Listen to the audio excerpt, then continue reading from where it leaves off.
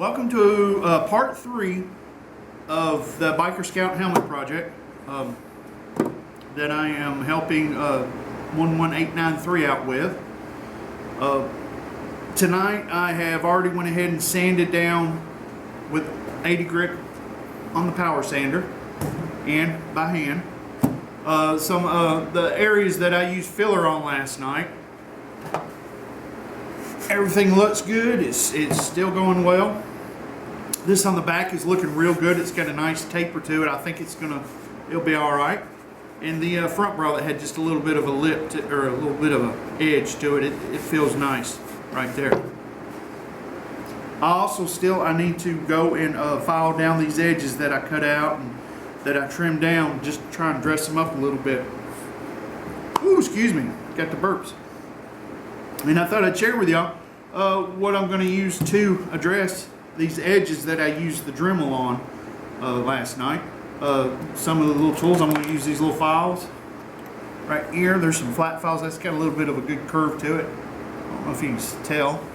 I'm going to use these files, this file, and here is a small rat tail file I've got. Now also, something I'm going to use in here's a little tip for you.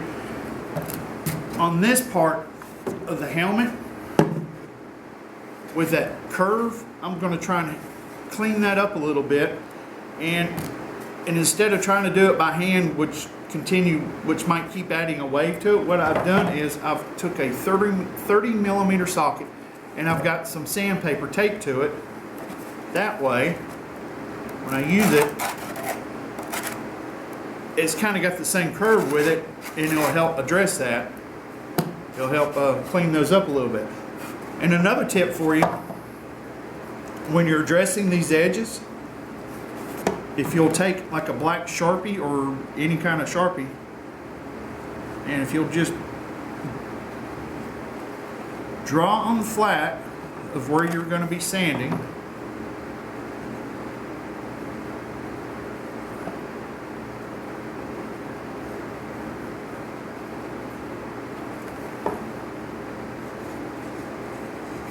well, give me a second. There we go. If you'll just color that in with your Sharpie, and then you take your file, I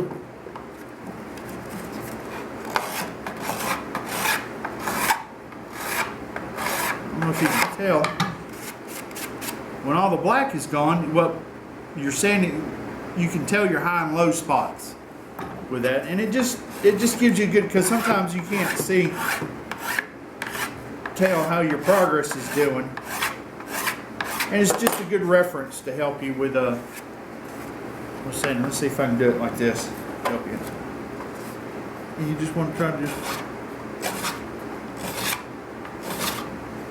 and if you look, if it shows up on camera, and if I'm doing this right, you can see the low spots that I need to work down to.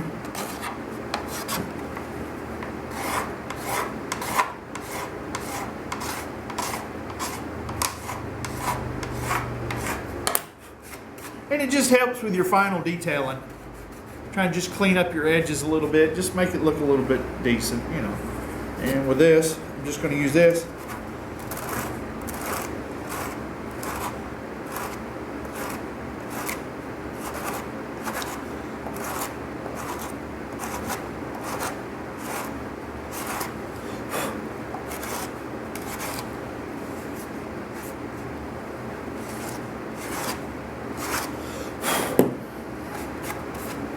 Then what I can do is I'm going to go back. Where is it? Oh, this one right here. It's got a little bit of a curve to it. I don't know if it's showing up or if you can see it. And I'm just going to sort of work it down with that.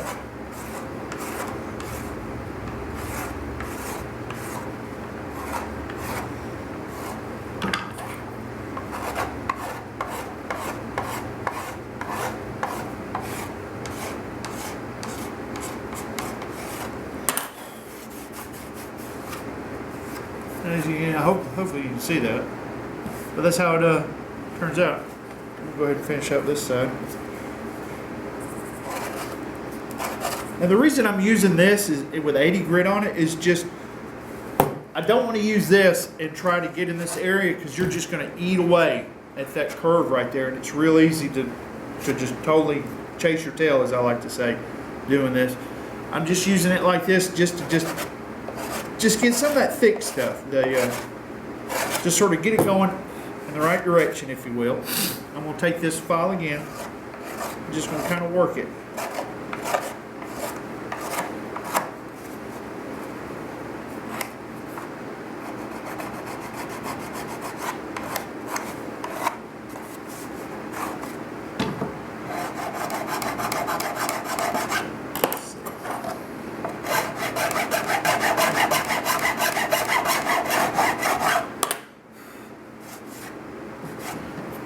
Another good file you can use is I just got a fingernail file. It's from sort of political thing. You just go back over that, clean up the lip, and it just kind of just smooths that out a little bit. It just cleans it up a little bit, makes it look nice.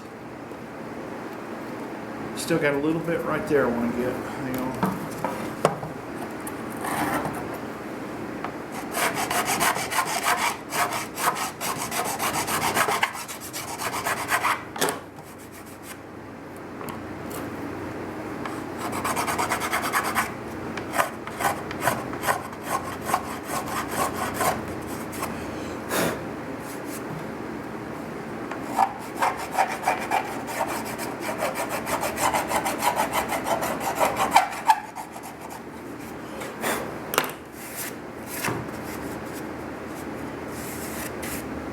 And there we go. So yeah, there's a tip for you. When you're sanding on your bucket and you want to address any jagged areas, that just mark it. Take your file or your sanding block, whatever you're using, and just kind of just work it down until you get rid of all the rough spots.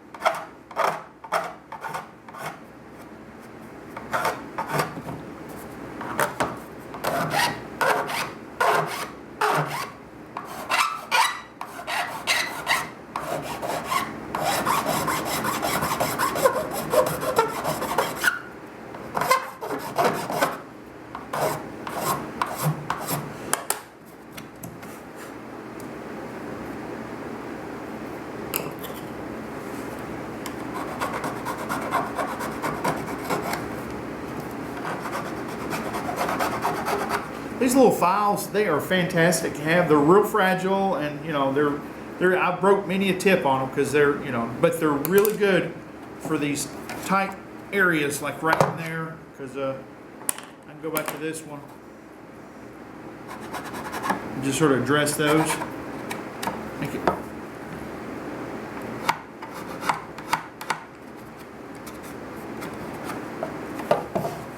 I think I got them at Lowe's and paid maybe about $10 for them, I think.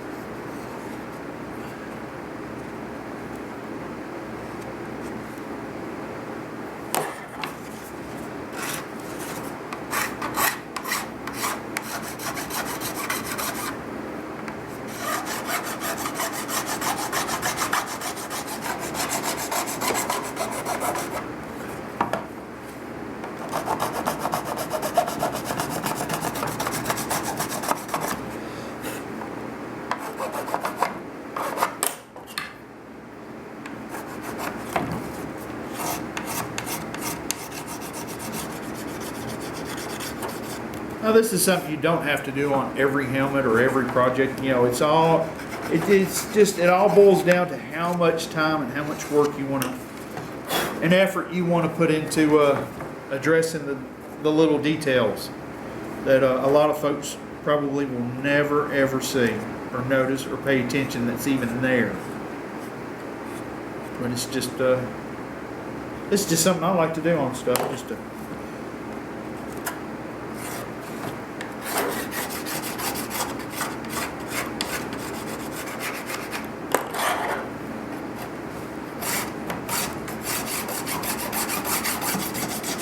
And the reason I'm doing them for this helmet is that because it's a flip visor, and I know 11893, he's going to be,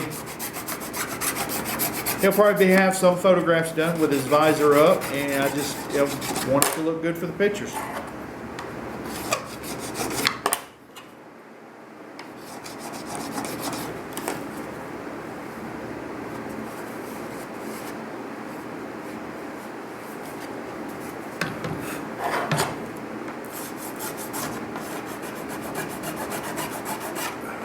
Now I've still got to sand these parts with some, with some 120 after I prime them, put some primer on it, and so, or should I say, after I prime up the areas with the filler on them, and so it'll take care of any little bitty small areas. You don't want to get too crazy because, like I said, doing this, it's real easy to turn this into what I call a tail chaser, where you're just trying to even things out. And I think that is going to be good right there.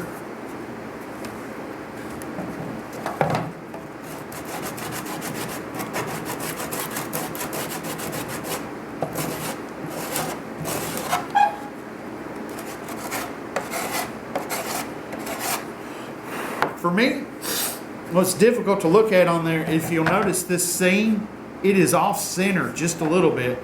So it's tough to eyeball this arch. It's not 100% perfect, but it will work. Let's see how the fitment goes.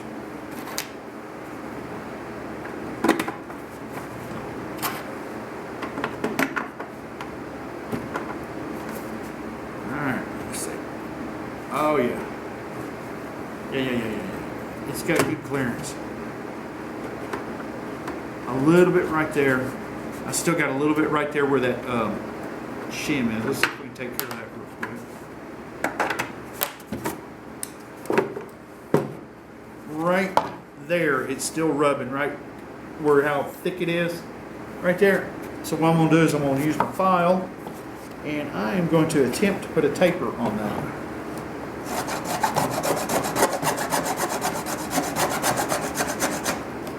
Trying to hold my file a little bit at an angle.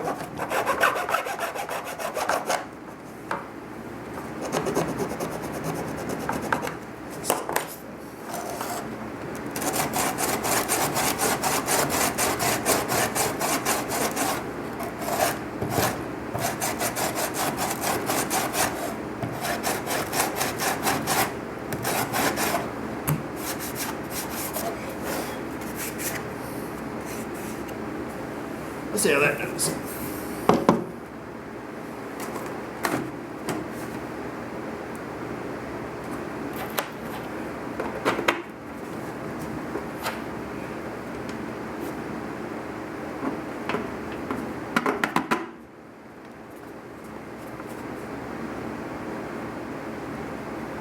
Oh yeah.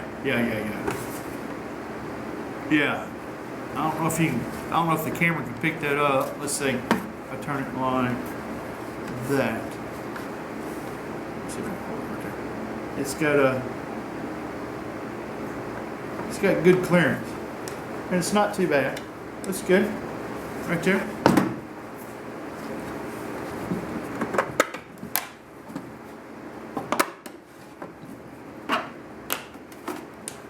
Alright, hang on one second. I want to see if this thing's still recording.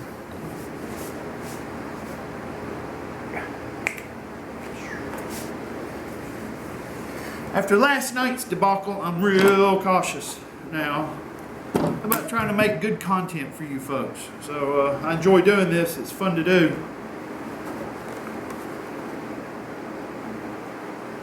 I'm sure my neighbors love listening to me talk to myself in the garage. Surely by now they should know what's going on.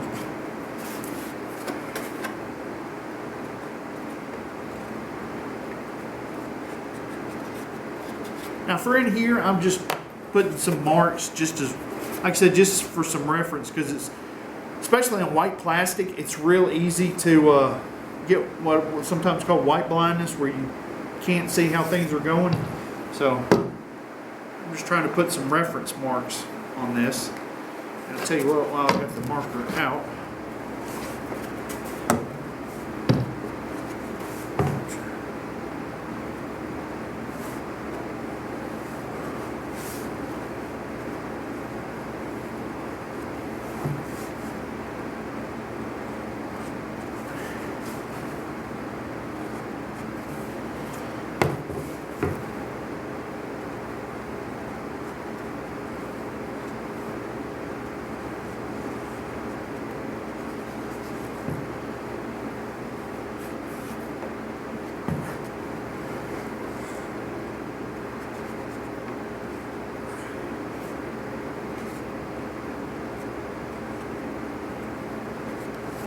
I'm gonna try and clean up this brow, this arch right here in this brow. Just, I don't want to get too, like I said, I don't want to get too aggressive, because they've got it shimmed up well and it's real solid, and I don't want to take anything away from that. Just trying to make the cosmetics of it look good. So, all right, so that's how it marked. Let's see what we can do.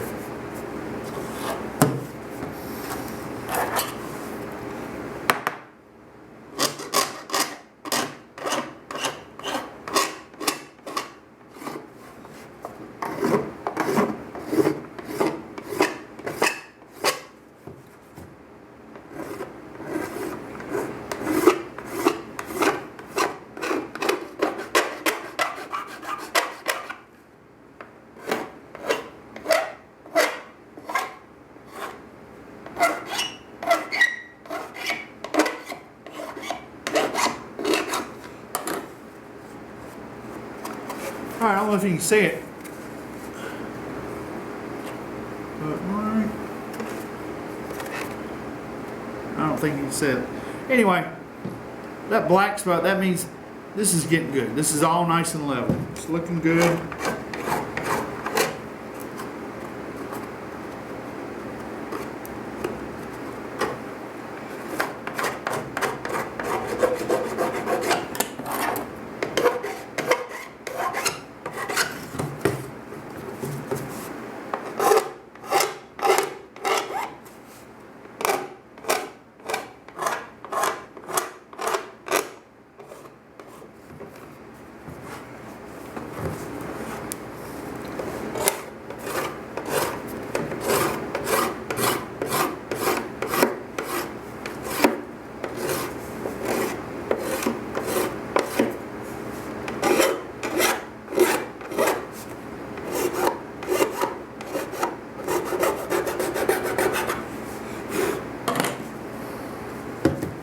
I think for this section, you're going to get a little aggressive. But if you'll notice, sometimes with doing this, you're twisting and rolling. You're trying to get that right angle, perfect angle, to get everything brought down.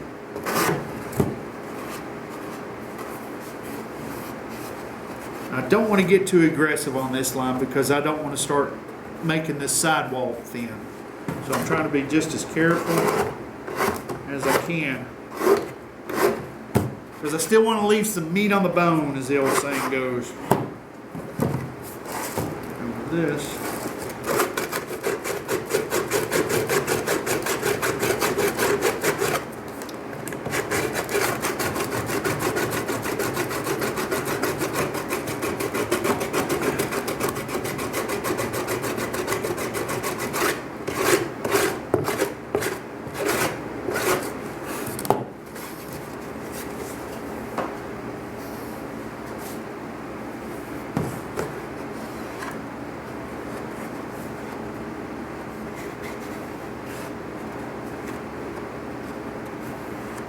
all right, so far so good. Everything feels good. It's not real jagged or wavy or anything. I mean, I hope it looks good to you guys. What you're seeing, how you're seeing the progress right now.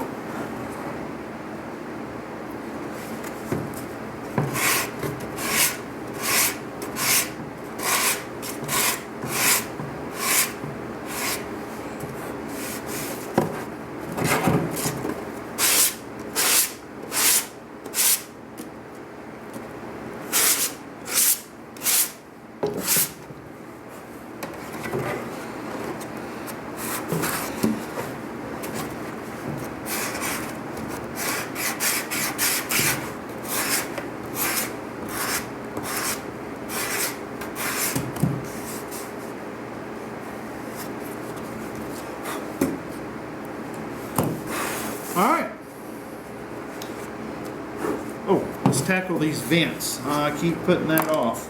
I might go ready on.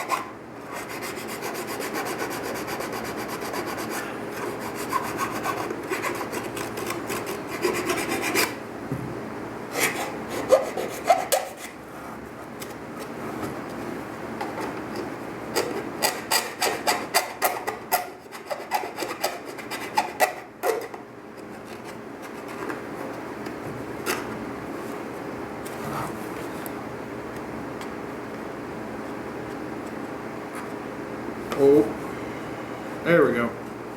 All right.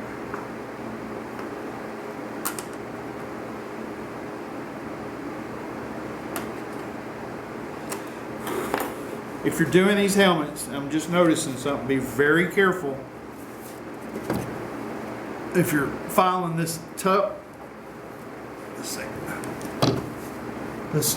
these corners right here, it's very thin plastic, so it's real easy to start a rip right there because it's just apparently it's real thin plastic, and I'm discovering that as you see right now.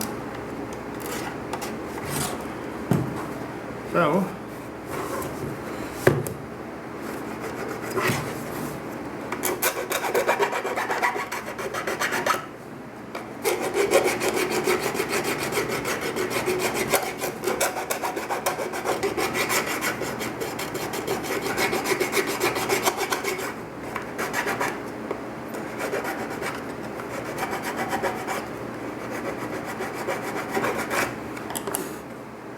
it's a